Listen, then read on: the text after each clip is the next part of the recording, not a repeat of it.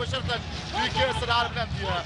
إليك سبق يا وين إليك فرق عادل ركلة شمسية مغربية، خطأ كبير من جانب المدافع توماس ساتير يتصب في ركلة جزاء، والحكم الكاميروني ينظر توماس ساتير أخذ دفاعية بالجملة.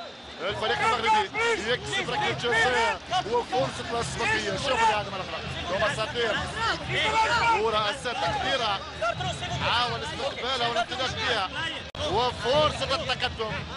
شحوحة أمام الكاميروني. جمهور الهلال يتمنى ان تضيع الركله وحبات تطواني في انتظار اسبقيه. شحوح يسجل والاسبقيه للتطواني. احمد شحوح يخالف مكسيم. التقدم للماتادور المره التطواني يفاجئ الهلال في اسبقيه. تتغير النتيجه. تقدم مغربي. احمد شحوح سدد كرة على الوصول، كرة صوبها كما ينبغي. الكاميروني في جهة والكرة في الجهة المعاكسة. شوف الإعادة مرة أخرى.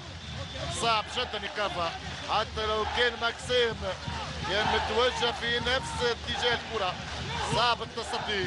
شحوح يعلن عن تقدم المغرب التطواني على أسبقية مغربية. الماتادور يتقدم 1-0.